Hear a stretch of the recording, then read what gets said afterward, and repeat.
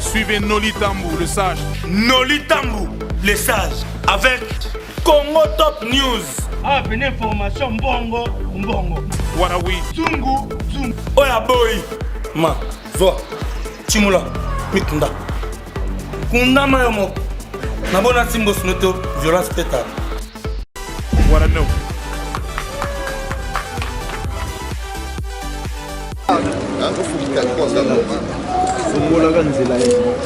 S'il vous plaît. S'il vous plaît.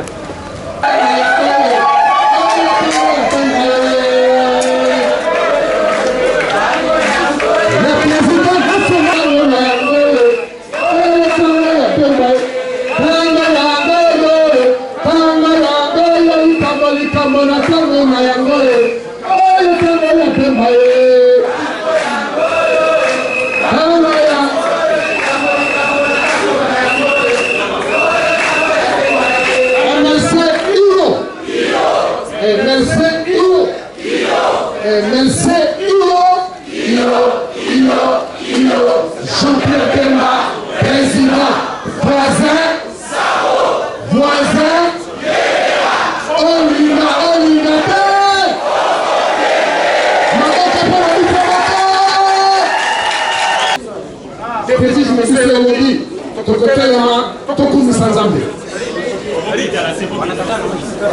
La présence de notre frère, de notre père, de notre ami, Jean-Pierre Bemba Gombo. Nous venons, Seigneur, soumettre, oh Dieu, ce moment entre tes saintes mains. Du début à la fin, Seigneur, soit comme l'alpha et l'oméga.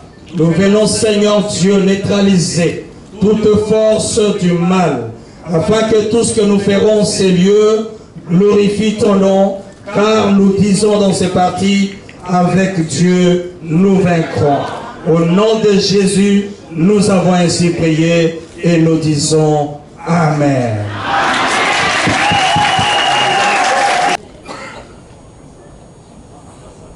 Tout d'abord, je voudrais m'excuser pour ce léger retard.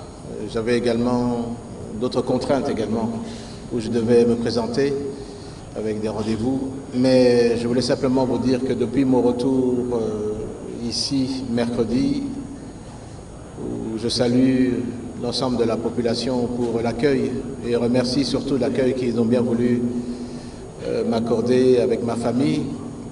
Je voudrais dire que c'était pour moi un moment mémorable, je ne pourrais jamais oublier. Hier, comme vous avez appris, j'ai effectué mon devoir politique et civique de m'inscrire d'abord pour obtenir ma carte d'électeur et déposer tous les documents en tant que candidat à l'élection présidentielle.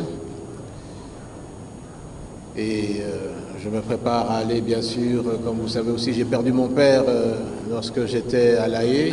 Je n'ai pas pu voir où on l'a enterré. Je compte demain partir à Guémena pour pouvoir me recueillir donc sur sa tombe. Voilà mon programme, voilà pourquoi je suis ici et je suis à votre écoute. Que nous souhaitons que cette date soit respectée. Comme vous savez, les élections devaient déjà avoir lieu depuis décembre 2016. Ça fait 2 ans de retard, ce qui n'est pas normal dans l'organisation d'une république. Mais cela fait, il y a eu des accords entre-temps au niveau de la SENCO, des accords de Saint-Sylvestre qui ont permis de prolonger d'1 année. Malheureusement, ça n'a pas été respecté, donc nous espérons que cette date du 23 décembre soit respectée. Si je pense que ces élections doivent avoir lieu, oui. Ce que je souhaite également, c'est qu'elles ont lieu et qu'elles soient inclusives, qu'elles soient démocratiques et qu'elles soient transparentes. Pourquoi je dis ça? C'est parce que je pense qu'au lendemain des élections, des votes, il ne faudrait pas que ça puisse être à nouveau contesté. Il faut que le régime qui viendra après soit un régime qui soit légitime. Je pense que c'est important aussi que des votes démocratiques, crédibles aient lieu, parce que ça va aider à la consolidation de l'unité nationale, de la cohésion nationale. Je pense que des élections qui sont mal organisées dont les résultats sont faussés ne permettent pas de conserver, de préserver et la paix, l'unité et la cohésion nationale. Donc vraiment oui, je souhaite que le 23 décembre, ces élections aient lieu. Oui, hier j'ai été effectivement à la CENI pour déposer ma candidature. C'était l'occasion aussi pour que je puisse obtenir ma carte d'électeur. Deux points importants ont été discutés. Je suis resté 3 heures dans ces discussions. C'était la question de la liste de 6 millions d'électeurs sans empreinte digitale. Et la deuxième question était celle concernant la machine à voter. C'est un échange fructueux, je dirais peut-être constructif, l'avenir nous le dira. Mais j'ai fait remarquer, en tout cas au niveau du président de la CENI, que 6 millions, mais 6 millions, c'est la taille parfois d'un pays, d'un peuple, c'est énorme. Il m'a expliqué qu'il y avait une part de responsabilité de la CENI. Il m'a expliqué également que la machine pouvait permettre qu'on puisse inscrire et délivrer des cartes d'électeurs sans empreinte digitale. Bien sûr, je lui ai dit, et la réflexion, je lui ai dit, mais qui nous garantit que ces électeurs sont véritablement des électeurs? Parce que je suis passé par le jour même, d'ailleurs hier, la procédure pour obtenir ma carte d'électeur. J'ai vu le temps que ça prenait, j'ai vu toutes les étapes, les questions qui étaient posées, que vous tous connaissez, et moi-même, je n'ai pas pu, en tout cas, éluder la question et le fait de déposer mes empreintes sur un appareil qui était sur la table. Donc, je ne m'explique pas pourquoi ça n'a pas été fait. Il m'a donné beaucoup d'explications, des omissions, des empreintes qui n'étaient pas visibles. Mais le fait est qu'il y a 6 millions. Et je le dis, le problème des élections, c'est qu'il faut que tout le monde puisse avoir confiance au processus. Parce que si au départ, dans le processus, nous doutons tous, acteurs politiques, de la crédibilité du processus, alors vous ouvrez la porte aux contestations au lendemain. Ce sera la première fois qu'il y aura une passation de pouvoir entre un président et un autre président. Donc, il faudrait en tout cas que ce nouveau président soit légitimé à la suite d'élections crédibles. Il m'a dit qu'il va entamer des actions dans les prochaines semaines. Je voudrais laisser la primeur de pouvoir l'annoncer au niveau du public. Ce ne serait pas élégant de ma part d'anticiper, mais il y a une action qu'il va mener pour cette question dans les semaines à venir. C'est ce qu'il m'a dit. La deuxième question était concernant la machine à voter. Le président de la CENI m'a fait une démonstration qui a pris 25 secondes. Je vous passe les détails parce que c'est une entrevue de 3 heures. Mais sur ce point, j'ai fait une autre démonstration, comme si j'étais également un électeur lambda et que j'apprenais pour la première fois à utiliser cette machine. On s'est mis d'accord pour que ça soit chronométré et moi, ça m'a pris 6 minutes pour pouvoir utiliser la machine normalement et passer en revue les pages de chaque candidat. J'ai coupé la poire en deux. J'ai dit, écoutez, admettons que chaque candidat prenne 3 minutes. Il y a une seule machine dans chaque bureau de vote. Ça veut dire qu'en moyenne, cette machine peut traiter 20 candidats par heure. Je lui ai demandé combien d'heures se déroulera dans la journée le vote. Il m'a dit de 6 heures du matin à 17 heures. Donc j'ai vu que ça faisait 11 heures de temps de vote, multiplié par 20. J'ai dit, mais voilà, ça va nous permettre uniquement 220 électeurs. Je lui ai demandé combien d'électeurs en moyenne nous aurons par bureau de vote, il m'a dit que ça tournait aux alentours de 600. Alors là, je lui ai dit, ça va poser un problème parce qu'il n'y aura qu'en moyenne 200 personnes qui pourront voter sur 600 personnes qui seront dans la file. Je lui ai dit, est-ce que vous ne voyez pas que ça va faire un problème? Il m'a dit non, on pourra prolonger de quelques heures. Alors, je lui ai dit ceci, je lui ai fait des propositions constructives. Je lui ai dit, il y a certains pays, l'Égypte, l'Inde, où les votes se déroulent même sur plusieurs jours. Il me dit, c'est l'affaire des législateurs de la loi électorale. Je lui ai dit alors, il faut contacter le législateur, l'Assemblée nationale, le Sénat, expliquer le problème qui est posé et qui est réel.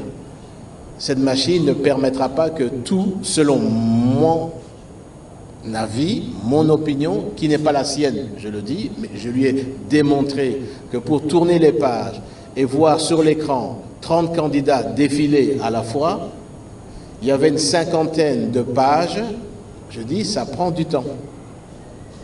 Il y a un temps incompressible. Si vous voulez laisser quelqu'un choisir librement son candidat, ça va prendre du temps. Moi, ça a pris 6 minutes. Et j'ai été vraiment d'une manière assez rapide. Donc voilà un peu sur les points sur lesquels nous avons discuté. Il n'a pas refusé l'idée de demander aux législateurs de pouvoir retourner et lui permettre aux électeurs de voter sur 2-3 jours. Je lui dis, mais si ce vote se déroule dans la journée, tant mieux. Vous aurez gagné votre pari. Mais s'il se déroule, ça ne permettait pas, alors on aurait 2 à 3 jours. Je lui ai parlé aussi de la fiabilité de cet appareil, les possibilités de cet appareil. Je lui ai dit également qu'il était temps, encore temps, de pouvoir revenir à une solution du vote par papier, puisque nous déposons seulement maintenant toutes les candidatures, tant au niveau local, national, et qu'il était temps de sélectionner une imprimerie qui permettrait d'imprimer l'ensemble des bulletins de vote.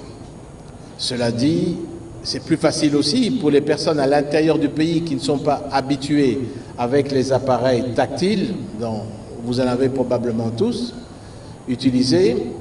C'est plus facile pour ces personnes le papier parce qu'elles voient l'image et ensuite elles cochent dans le carré à côté de la photo de leur candidat.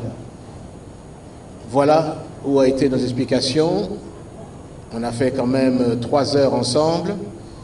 Il a promis de continuer le contact avec l'ensemble des partis politiques, parce que je lui ai dit, il est dans l'intérêt de la CENI, dans l'intérêt du pays, de l'ensemble des acteurs politiques, qu'on puisse avoir des élections acceptables par tout le monde, dans un processus crédible dont on a obtenu un consensus général sur le fonctionnement. Voilà en gros sur quoi ont porté ces discussions. En ce qui concerne ma résidence, je ne voudrais pas polémiquer. Vous avez tous vu dans quelle situation, conditions avec ma famille nous vivons ici. Je voudrais simplement qu'il y ait une solution qui regarde simplement le droit. Et je ne voudrais pas rentrer dans la polémique non plus pour le moment. Je pense que ce ne sera pas propice aux discussions avec les interlocuteurs que nous avons. Donc je laisse ça pour l'instant à l'état actuel. Je ne sais pas si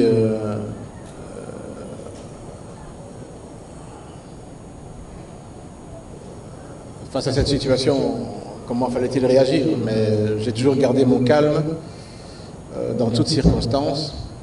Et je pense que pour résoudre les problèmes lorsqu'ils se présentent, il vaut mieux pouvoir garder son calme. Donc, pour répondre à votre question. Une question a été posée si j'ai des contacts avec le président Kabila depuis ces 10 dernières années. Je n'ai eu aucun contact avec le président Kabila depuis ni direct ni indirect depuis ces 10 dernières années. En ce qui concerne l'unité de l'opposition, oui, je réclame, et pas d'aujourd'hui, c'est depuis même de La Haye, j'avais écrit à l'intention, je veux dire, de l'opposition, une lettre demandant déjà en décembre 2017 que l'opposition puisse se réunir, qu'on ait des actions communes, qu'on ait une stratégie commune, tout en gardant l'autonomie de chaque parti, parce que j'entrevoyais ce qui allait se passer aujourd'hui.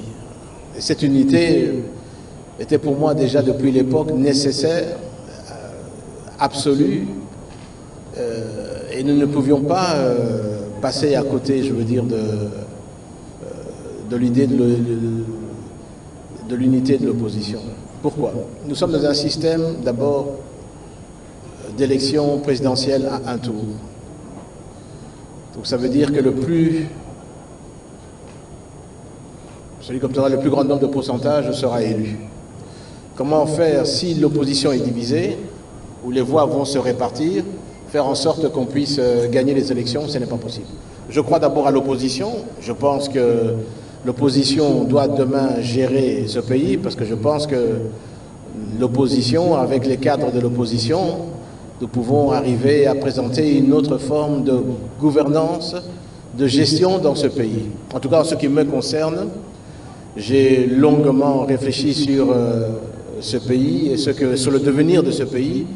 J'ai écrit d'ailleurs un document ici qui n'est pas finalisé parce que j'ai encore une partie que je dois répondre, mais voici le document qui me permettrait et qui parle de l'ensemble des activités, des secteurs de la vie nationale qui pourraient être améliorés, que ce soit au point de vue économique, social, éducatif, santé, finances, sécurité, tout est là-dedans, et vous aurez l'occasion dans les semaines à venir de pouvoir le lire pour que ça intéresse. Donc j'espère, oui, l'unité d'opposition. Oui, j'ai commencé à rencontrer des leaders de l'opposition. Je dois encore en voir aujourd'hui, ce soir, cet après-midi. L'idée, c'est de parler des principes et ne pas parler des hommes dans un premier temps. Le principe d'une unité de l'opposition et également le principe comment choisir par la suite, dans un deuxième temps, le meilleur candidat qui pourrait représenter l'opposition au niveau de l'élection présidentielle. Un plan de développement, oui, il est ici. Il repose sur 80 milliards de dollars américains sur 5 ans. Vous verrez, j'ai un tableau anticipatif sur un budget prévisionnel sur les 5 années à venir. C'est possible, je le démontre, parce que je crois que dans une meilleure canalisation des recettes, on pourrait parvenir avec les ressources actuelles. Quand je dis une meilleure canalisation, c'est-à-dire le respect de l'unicité du compte général du Trésor, la canalisation de toutes les recettes de l'État, taxes, impôts, droits de douane, taxes administratives au niveau du compte général du Trésor, une lutte contre la corruption. Je pense que nous pouvons arriver à obtenir des ressources plus conséquentes au niveau du pays. Ceci va s'accompagner également d'un plan sur l'amélioration du climat des affaires qui va attirer des investissements supplémentaires, qui va donner de l'emploi au niveau de la population et qui va permettre de distribuer des revenus aux populations. Mais un des axes prioritaires qu'il faut immédiatement travailler, c'est l'agriculture. Je pense que ça ne doit plus rester un vain mot. Nous avons tout. Nous avons la terre et nous avons l'eau à travers les cours d'eau, les rivières. Ça doit nous permettre de pouvoir rapidement cultiver nos terres, donner l'envie à nos populations de retourner sur le travail manuel de la culture, l'agriculture.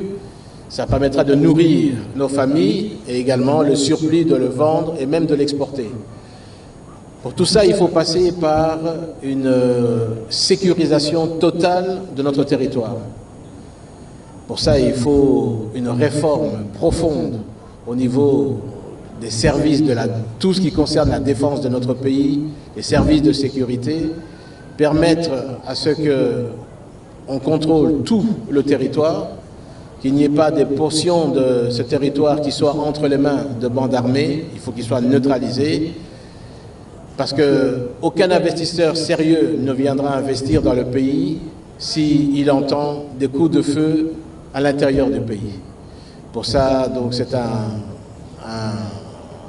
projet ambitieux, c'est vrai, mais je suis confiant et c'est pour ça que je suis là d'ailleurs, parce que si nous obtenons, grâce à Dieu, la volonté de la population au niveau des élections, je sais qu'on pourra redonner le sourire au peuple congolais, une perspective d'avenir à ce peuple, que nous pourrons également remettre notre peuple au travail, redonner confiance aux investisseurs. Et je suis sûr que le Congo de demain sera totalement différent du Congo d'aujourd'hui, j'en suis persuadé. Voilà pourquoi je suis ici. Cette controverse, je crois que c'est un combat d'arrière-garde, pour commencer. Deuxièmement, c'est une affaire qui est encore au niveau de la Cour. Je ne veux pas en parler, par respect à la Cour. Je pense que les choses de la justice doivent se discuter dans les prétoires et pas en dehors. Donc, permettez-moi, au niveau de cette question, je ne vais pas l'aborder à l'heure actuelle. Ce que je voudrais directement passer, c'est la lecture sur la situation financière et économique du pays. J'étais vice-président des questions économiques et financières de juillet 2003 jusqu'en 2006, fin 2006. Je regarde un peu les indicateurs économiques de l'époque. Je le revois aujourd'hui, 10 ans après. Je dirais qu'ils ont régressé. J'ai laissé le dollar ici américain, je l'ai laissé, il était à 420.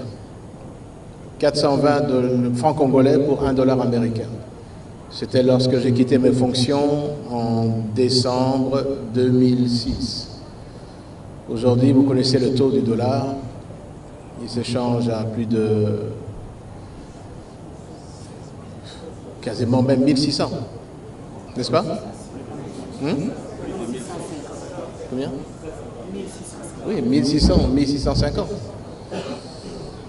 Donc, je voulais être 1600, c'est le plus bateau. 4 fois la dévaluation. Or, nous étions parvenus à stabiliser, lorsque j'arrive le 15 juillet 2003, le taux était à 420, 425. Lorsque j'ai quitté en décembre 2006, il était à 425. Ça, c'est incontestable. Vous avez vécu ici, vous l'avez vu. Aujourd'hui, je reviens 11 ans après, il est à 1600, 1650. 400% de dévaluation. Pourquoi? Quelles sont les raisons qui ont fait qu'il y ait cette dépréciation? La seule conclusion, c'est simplement une offre de francs congolais sur le marché supérieure à la production, à la capacité de l'économie de pouvoir l'absorber.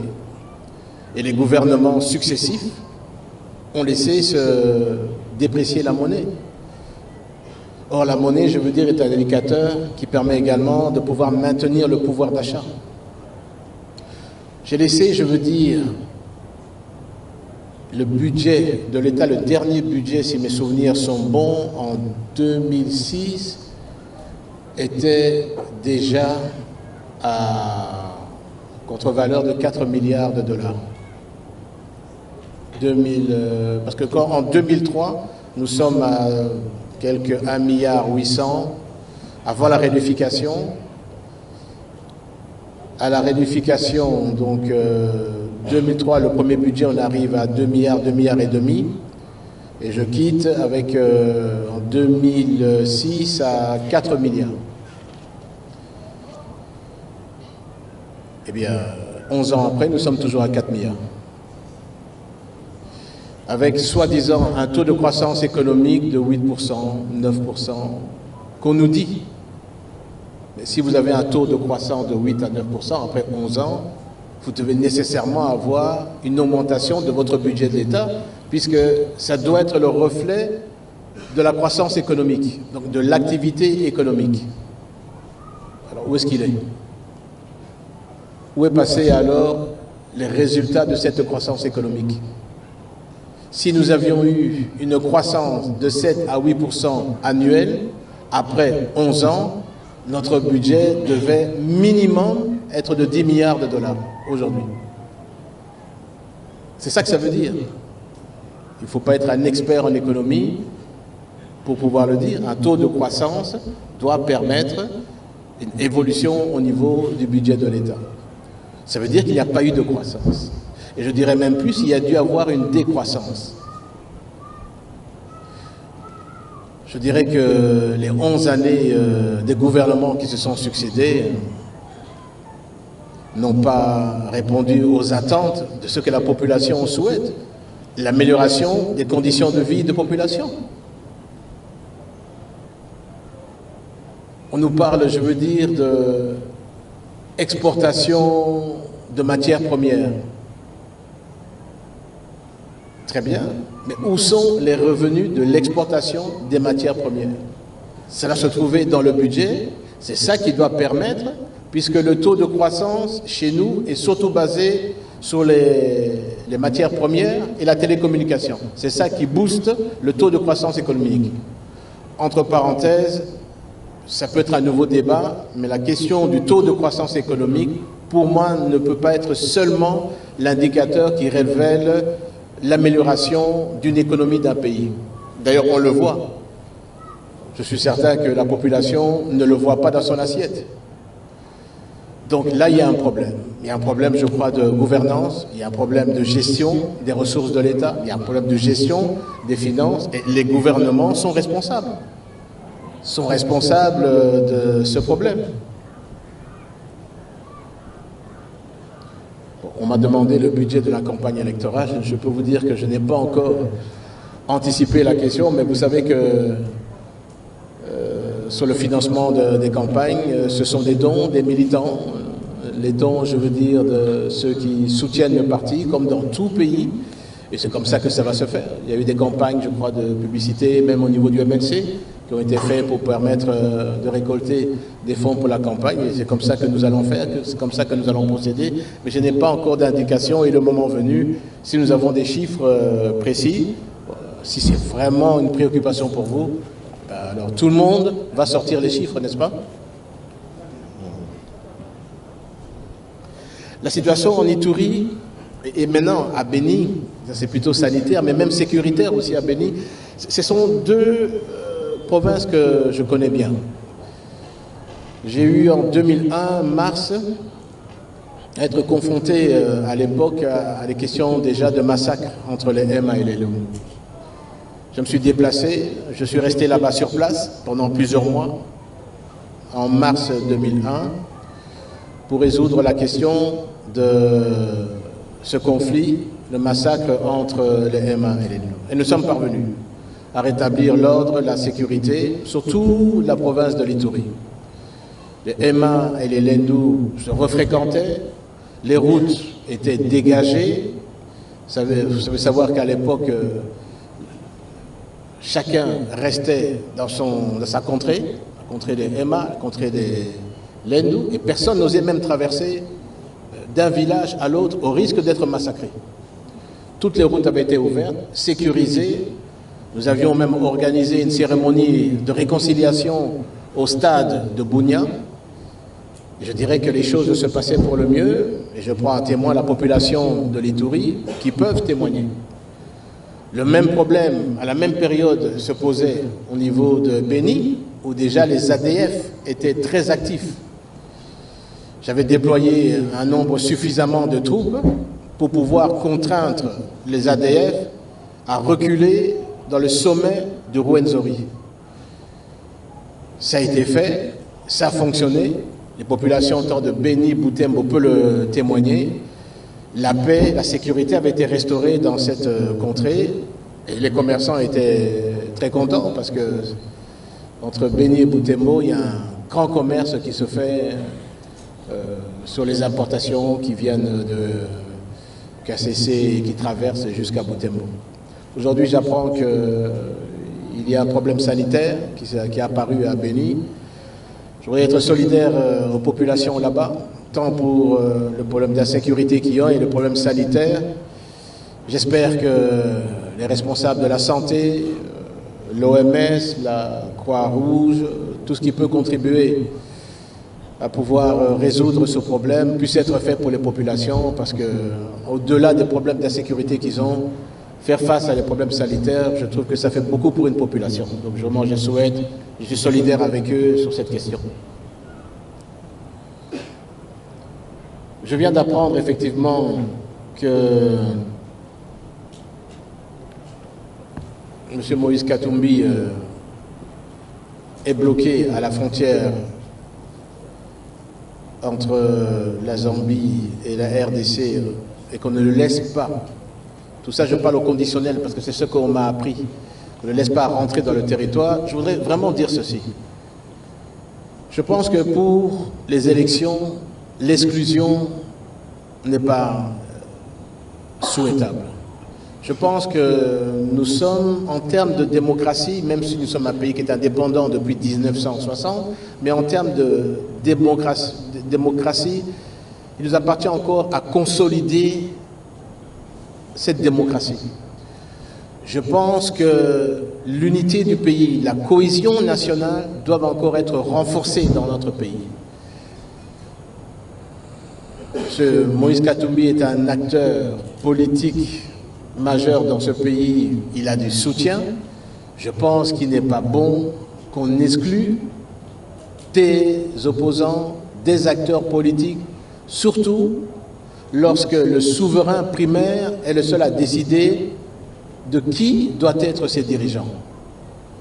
Alors moi j'en appelle, je veux dire, aux autorités du pays pour calmer le jeu, faire en sorte que ces élections qui doivent se préparer soient inclusives et qu'on trouve une solution pour que M. Katumbi puisse rentrer dans le pays et que chacun puisse participer au niveau de ces élections librement, dans la transparence, dans l'inclusivité et surtout dans le calme.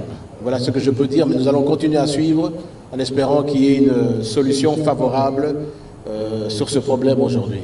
Lorsque nous terminions la phase de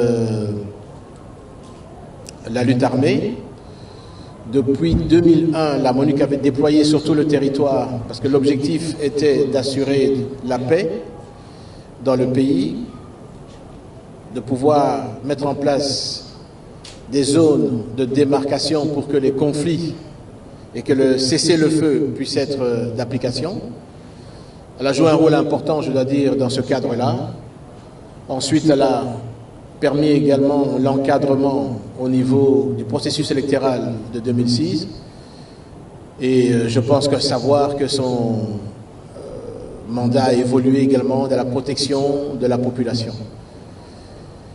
C'est certain qu'elle joue un rôle important dans ce pays. On l'a vu même au point de vue sécuritaire. Elle a eu à intervenir dans les conflits armés, que ce soit à Goma, que ce soit même à Béni, ce qui montre que l'assistance qu'elle apporte également aux forces armées est appréciable. Maintenant, les dirigeants du gouvernement doivent juger à leur niveau, est-ce que faire partir aujourd'hui la MONUSCO est vraiment une solution et est-ce que tous les Congolais seront rassurés du départ de la mission des Nations Unies? Si vous me posez la question, je dirais, à l'heure où je parle, je n'en suis pas convaincu. Bien, je vais commencer par la première question sur les cadres du MLC. Le MLC est un parti où les personnes adhèrent librement.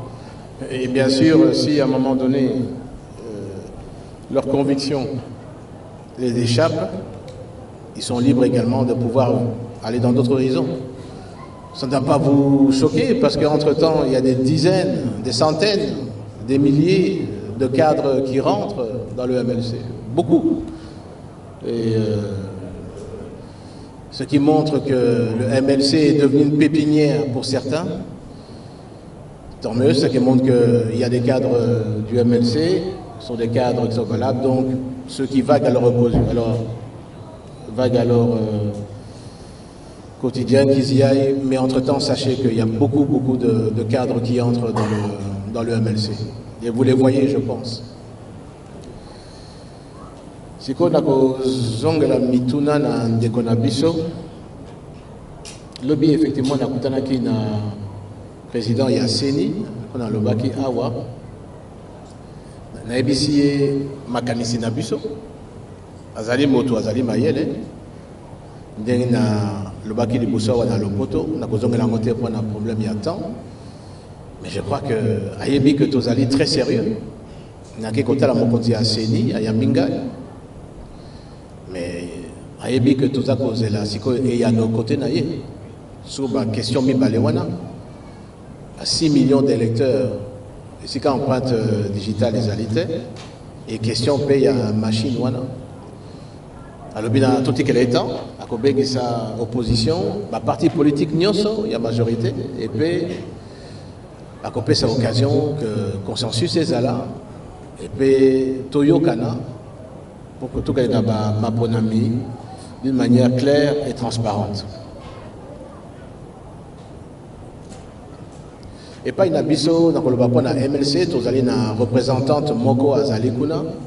Je crois qu'Azali, maman, a une expérience mingi depuis CNI, parce que Azana a 4 une structure, il y a CNI, ça fait plus de 10 ans. Ayebi Moussalanaye, toujours Talaye. Si vous êtes membre de CNI, je sais que la partie Moussoussou va faire un changement et pas une bango, la CNI. J'espère que va permettre à la partie Wana, représentant la bango, à la peine et puis à la bien représenter. Question, il y a un passeport. Gana Zali sénateur. Sénateur de fonction. D'ailleurs, les lois après-midi, que le refait en acquis, ils allaient prévu dans le Sénat. En tant que sénateur, tant on a bimi, on a comme président, il y a Sénat. Donc, sénateur, nous surtout, Sengaka. La tenue du président du Sénat, est-ce que comme un Mokanda, le ministère des Affaires étrangères, d'un à ça, la capana, sénateur, nous pour un passeport Nangaï. A comme ministre des Affaires étrangères, ministre des Affaires étrangères a PCI Yano, à l'obéda qu'elle est l'ambassade d'Abisso, pour un empreinte, natika Abikalanyo surtout et pour permettre un passeport. À la suite de ça, na Ipsinga et Nabato Bazaki Kolanda dossier à Wana Kinshasa, le ministère des Affaires étrangères, que le passeport est allé prêt, et puis Batindenga un passeport. Je crois que Nyoso et les Kindenga et les Kagapana Bato Nyoso, je ne vois pas quelle faveur. C'est un droit dans la Ligue congolais. Et ce qui n'a 5 passeports en tant que Congolais, le gouvernement, il faut appeler ça tout Congolais passeport. C'est ce qui s'est passé. Voilà. Alors, oui, opposition, il faut Toyokana. Oui, na Félix dans le Koutanaï Lelo. Na Bamoussousou, il faut Tokutana, to Solola, et puis Tozoa. Solution, wana alternance, il y a lobby. Félix Azali Leg Nangai, Bamsou Bazali Bande Nangai, Tokoki Kosolola, Tozali allié politique, puisque Tozali Nangambo, il y a opposition. Toko Solola et Tokotala, et l'Okolin Tokosala, pour avenir dans Mboka Nabiso. Tozali a droite na échec, parce que la population a condamné Biso. Donc, Tokotia, sentiment nous surtout pembeni tokotala liboso intérêt ya mboka et puis tokende dans liboso pour na toyokana pour que to soit solution pour na mboka na biso. Je crois toyokani na euro yo il faut na koma na Sénat vice-président Mokola Zozelangai Bolé Misangai il faut na tika bino awa. OK? Merci mingi. Merci d'évacuer le couloir.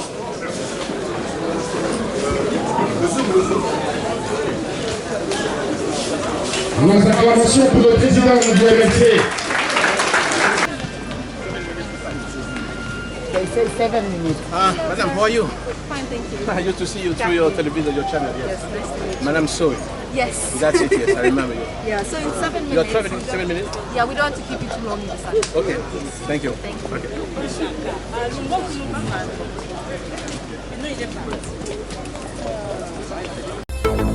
soki na monoko tolobi boyoki te seke ekoma na babao. Suivez Noli Tambou, le sage. Noli Tambou, le sage, avec Congo Top News. Ah, pene information mbongo mbongo. What are we? Zungu zungu. Oya boy, ma, zo, chimula, mikunda. Kunda mayo moko. Nabona simbo snoto, violence pétard. What I know.